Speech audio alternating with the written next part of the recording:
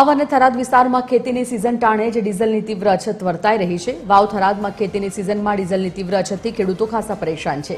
Diesel મેળવવા ખેડૂતોએ petrol પંપો પર કલાકો સુધી લાઇનમાં ઊભા રહેવું પડે છે। અછતનો ગેરફાયદો ઉઠાવીને બજારમાં ડીઝલની કાળાબજારી થતી હોવાનો પણ આક્ષેપ છે। એવામાં ભારતીય કિસાન સંઘ દ્વારા જિલ્લા પુરવઠા અધિકારીને લેખિત રજૂઆત કરાઈ। જમીન આટપારના ઉતારા પરથી ખાસ આઈ કાર્ડ બનાવી ડીઝલ આપવાની માંગ થઈ છે। પુરવઠા અધિકારીને લોકો અફવાઓથી દૂર રહેવા અને સ્ટોક ન કરવા અપીલ કરી છે।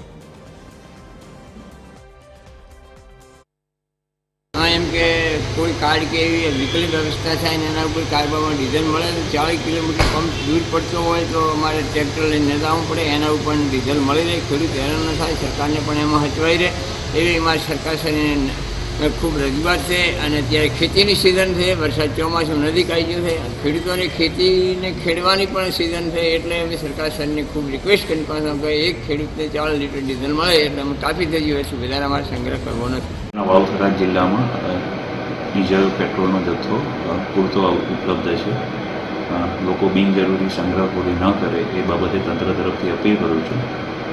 તમામ ઓઇલ કંપનીઓ જોડે મિટિંગ કરવામાં આવી છે અને તમામ પંપો ઉપર જથ્થો પહોંચાડવામાં આવી રહ્યો છે, પણ લોકો પેનિક બાઇંગ કરે છે, એના લીધે અમુક પંપો ઉપર ઇસ્યુ આવી રહ્યા છે। લોકો પોતાની જરૂર પૂરતું વાપરે અને બિનજરૂરી સંગ્રહખોરી ન કરે તો બધાને જથ્થો પૂરતો મળી રહે એમ છે।